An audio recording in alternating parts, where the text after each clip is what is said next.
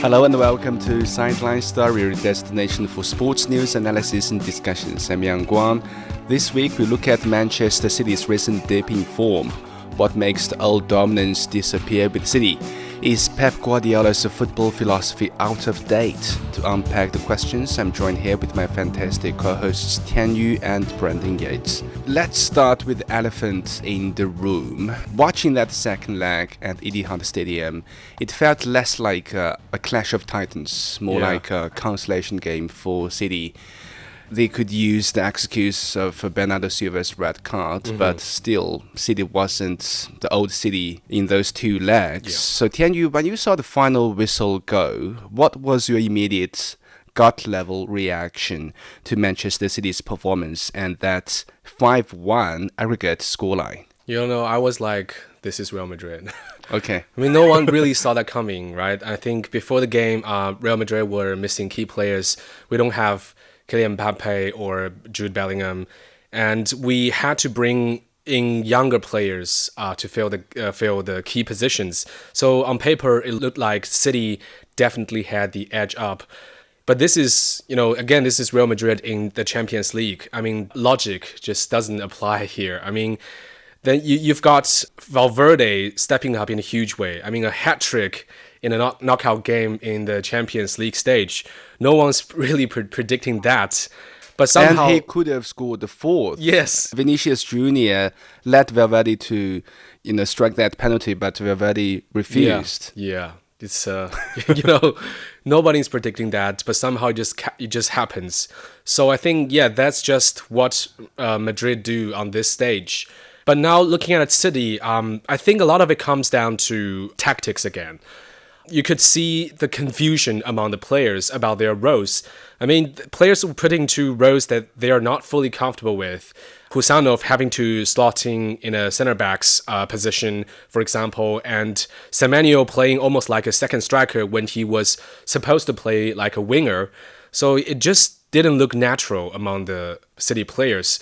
And we all know Pep Guardiola loves to experiment in games. But this is the Champions League again. I mean, there's no margin for error, and one bad call and you're done. The only one bright spot from City, I think, was from Jeremy Doku. Every time he got the ball, you could really feel the danger. But the problem is, he was kind of on his own all the time. Erling Haaland just didn't get the service he needs, and no one was really feeding him with those final passes. And when Haaland is isolated like that, City's attack just loses its bite immediately. So I think in the end, it was Madrid doing what they always do in Europe. City kind of hurting themselves with tactical decisions and lack of clarity on the pitch. Right. Every time in key Champions League matches, Pep Guardiola likes to do his experiments. Aiming to surprise the opponents, but it backfired and surprised his own players. Yes. When the draw was first made, most fans thought, okay, Real was in big trouble. Now it seems like we underestimated Real a little bit and overestimated City.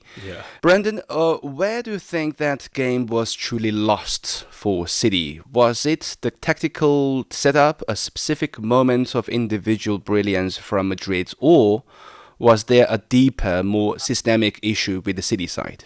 Look, after the first leg, I think it was going to be a massive ask for City to come back. And then obviously going down to 10 men with one of your most experienced players in Bernardo Silva being sent off, it just became mission impossible it started as mission impossible and then became mission insanity. It was just never going to happen, especially like, we've mentioned on so many different occasions before. I think even if Madrid put out their, under 16s, once you put on that white jersey on the Champions League stage, they just become a different beast and the mentality takes over. And again, Gareth Bale has spoken about this in recent podcasts where he says that not a lot of it is down to, tactical acumen or sticking to certain structures. It's kind of like getting the best out of the players and putting them on the biggest stage, which is what they join Real Madrid to do and to perform at their best. And it seems like that old school mentality won the day. Pep Guardiola's kind of approach of favoring tactics over what players can do Yeah. has not worked since arguably maybe his time at Barcelona. And even at his time in Barcelona, the only reason the system worked is because he had the best players Yeah. in each position that were brought up from like day one to play a certain way. So I don't know how much of that was down to actually Pep Guardiola's tactical genius or to the fact that he was coaching, arguably the greatest club side of all time. Not to say that he hasn't done incredible things at City and hasn't evolved the game. But funny enough, when it comes to the tactical side of things, I think that we're at a point now where Pep Guardiola's style of football and tactics has actually now come back to bite him because teams have adapted and evolved to counter that style.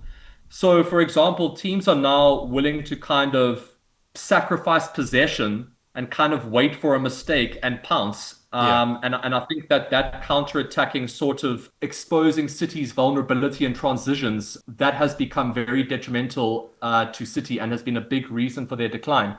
Look, another couple of things. Obviously it's the end of, or at least coming to the end of a very successful phase for City where, a lot of their stalwarts like Kyle Walker, Kevin De Bruyne, a lot of these players have kind of moved on, and City haven't done maybe enough or identified good enough talent to sort of replace that. I mean, Cole Palmer, of course, left for Chelsea. Maybe he Yeah. could have been a more creative force for City. And Erling Haaland has also been misfiring. That being said, he hasn't been receiving, like you guys said, the service that he requires to do what he does best. But even then, he does seem to have lacked a bit of a clinical edge recently, which is very surprising to me because I thought that, the position that they were in the Premier League and being, heavily favored in the Champions League would bring out the best in Haaland and his teammates, but it doesn't seem to have done so. It seems it's the underdog tag, surprisingly, actually seemingly benefited Madrid and caught City off guard. Look, I think again, tactically, I don't know if you guys are familiar with the show The Office, but it reminds me of Yeah. Michael Scott, when he just walks into a meeting room and says, "Hey guys, we're going to try this today," and throws out ideas out there, and everyone in the office just kind of looks at him because he's the boss. They just nod and say, "Okay, let's do this and hope for the best." And I think that is probably what happens in some of City's team talks, either during halftime or before a big game, where Pep Guardiola throws out these ideas and does one of those like 20-minute solo speeches where he's sweating and throwing his hands up in there, and all of the players are just kind of looking around and like, this guy is out of his mind. I think that is a part of it, and maybe maybe it is time for Pep to take a break because I think maintaining that level of intensity, as we've also heard from Jurgen Klopp for a long period of time, can drive individuals crazy, especially if you are a perfectionist like Pep Guardiola. I think that what he's dealing with now must also be driving him absolutely crazy. So it's a difficult time for City. It's going to be a transitional phase for them. I think it's going to be interesting to see what ends up happening with Pep Guardiola and the current squad that he's dealing with, and if he's got the energy to stick around for a rebuild or if he's going to move on, which we'll cover later on in the pod. But just in terms of where they went wrong right now, I think that tactically, Madrid pounced on their vulnerabilities and City's biggest stars were misfiring, particularly Erling Haaland. So yeah, just tragic two legs for City. Right. Real really did an excellent job against the City. But there's a growing consensus that the City have experienced a major decline, a significant decline over the past 2 seasons since their Champions League triumph. It seemed like their peak season, and from there's a continuous dip in form. I keep saying this. City now just don't display the same old consistency they had in the past, and they could lose points against any opponents now. Let's define our terms. Is this a simply a return to the pack in an increasingly competitive Premier League or the Champions League, or is this a genuine decline of a dynasty for City? Well, yeah, I think there's not, I wouldn't call it a total collapse, but there's definitely a clear drop from their peak. I mean, first thing I want to touch on is the players. Like Brandon mentioned, you just can't ignore what Kevin De Bruyne meant to this team. I think he was basically the brain of City's attack in the past few seasons. Once his level dropped physically, you could clearly see the difference. I mean, especially in that 2024 to 25 season, the creativity, the final ball, and the control in big moments, it just wasn't the same.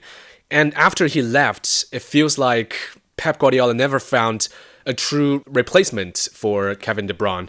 Equally important to that, the crazy decline of Rodri. Yeah, Right? I know it's yeah. injury I'm about to related, mention but that. to Yeah. lose two players of that quality Yes. so quickly is going to be detrimental for any Yeah. team. So I think guys like Gundogan and Bernardo Silva, I mean, they're top players. There's no doubt about that. But they are not De Bruyne. They have obvious weak spots. Yes, I think they can create, but they just don't control the whole game the same way.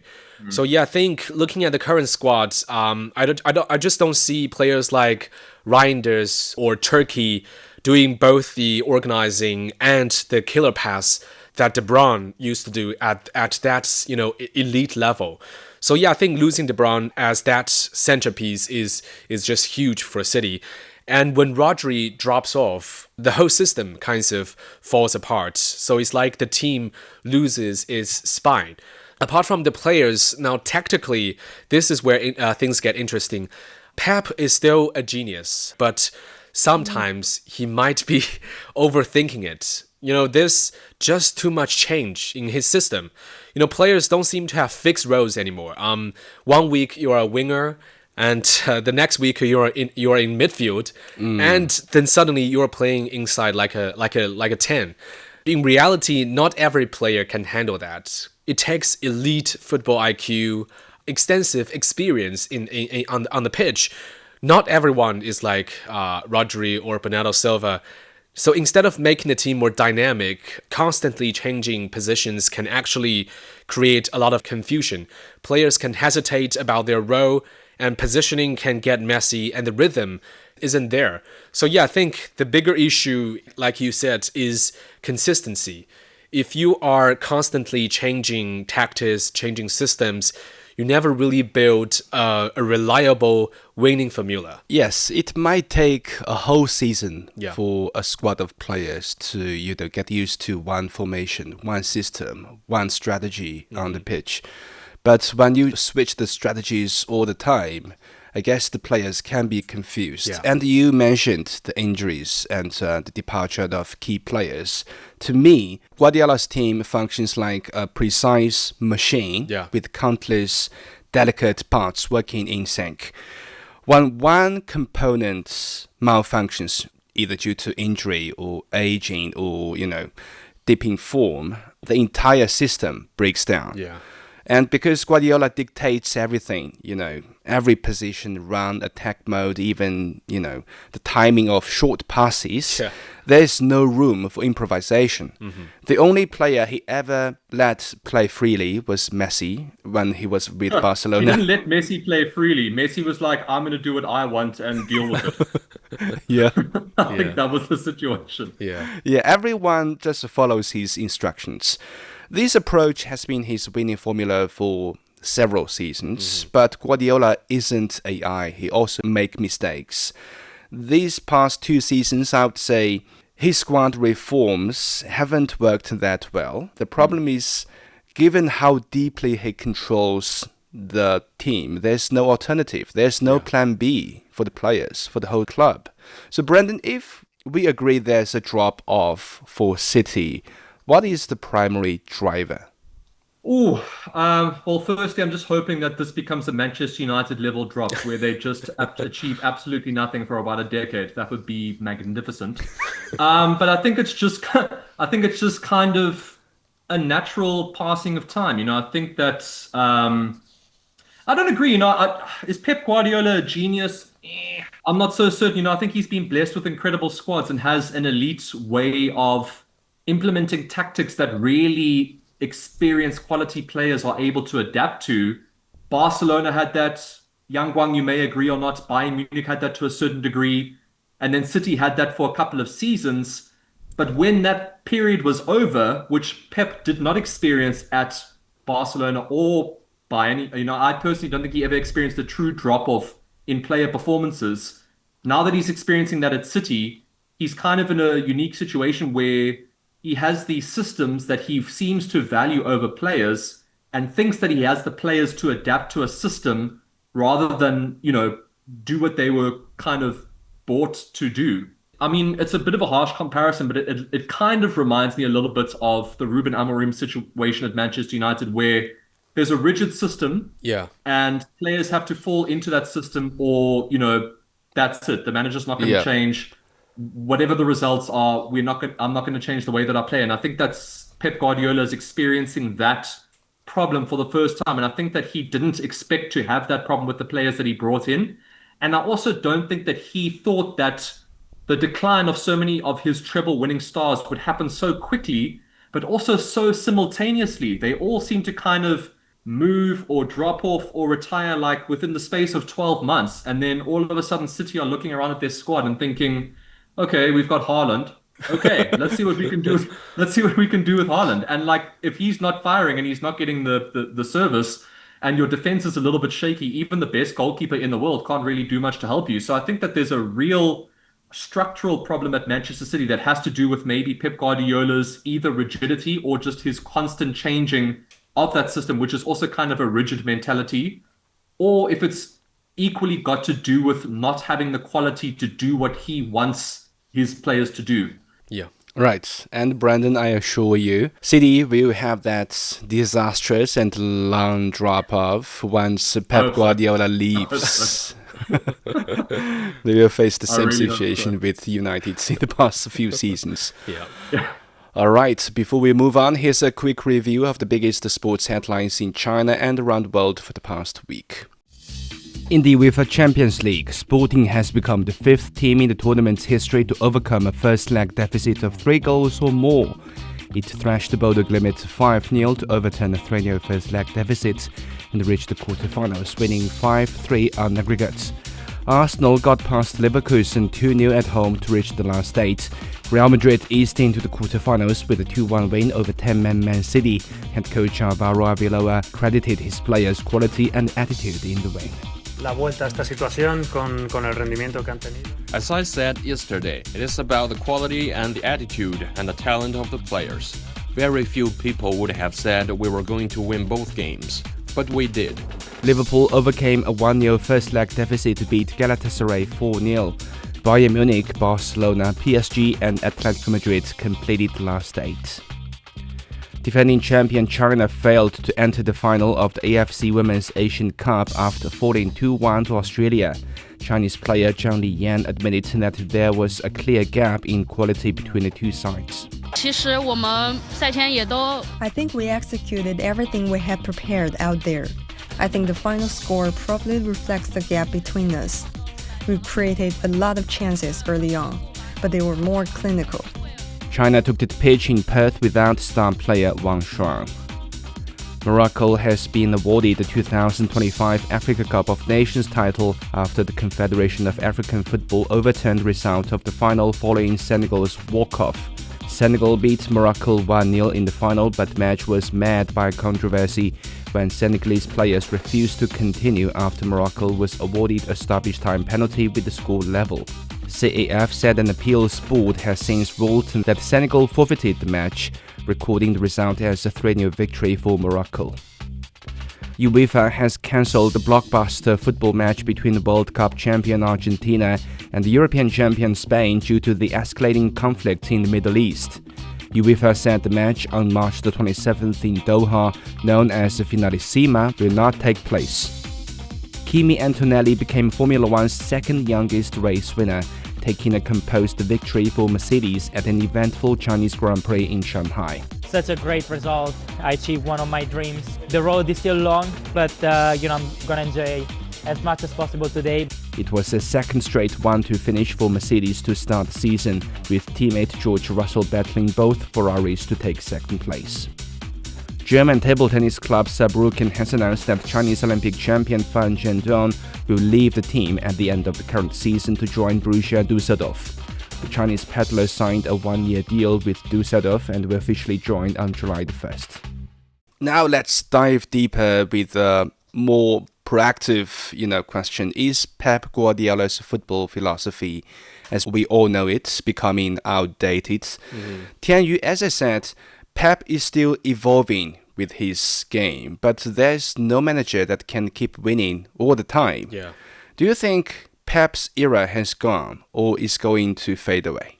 Well, I wouldn't say Guardiola's philosophy is totally outdated, but I think it's definitely being challenged more than before.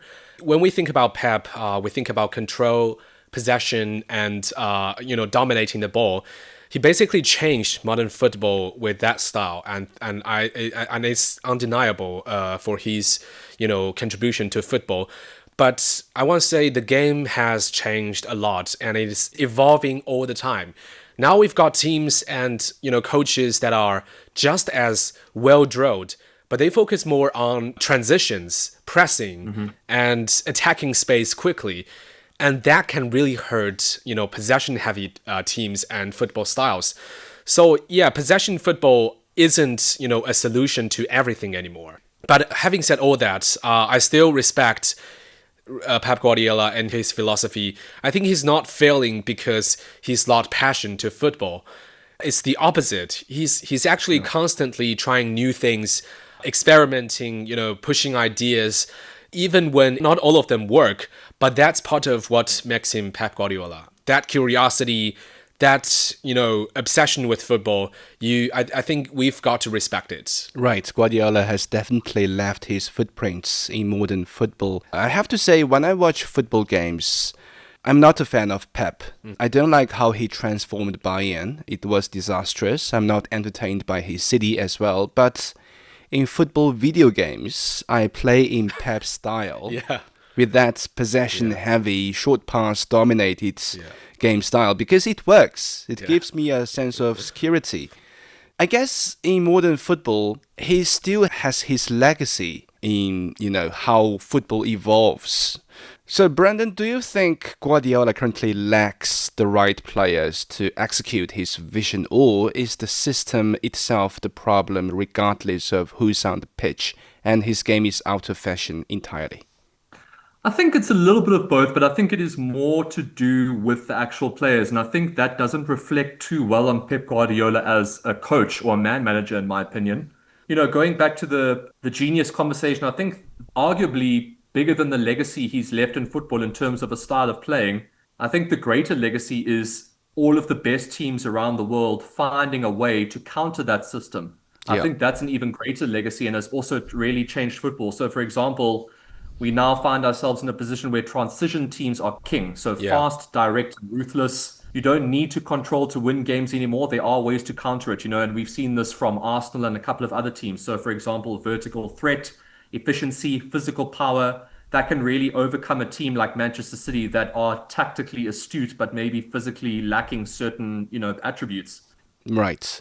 Brandon just reminded me that we talk about Premier League is physical, but it seems like these years, the Premier League is more physical than ever. Yeah. And I think... Thanks, Arsenal. Yeah. Yeah, I think Pep Guardiola is the main reason behind it. So to deal with the Pep Guardiola system, the teams need to play more physical games. And even the referees, they encourage more physical games to counter Pep Guardiola. That's just my thought. Finally, Tianyu, given the results and performances, do you believe this will be Pep Guardiola's last season with City? Or does he have the appetite for yet another massive rebuild? Honestly, I think there's a real chance that this could be his last season at Man City. He's won everything there is to win. And I think one big reason that he chose to stay here for so long is that he has absolute control over the club. I mean, from the transfers to tactics.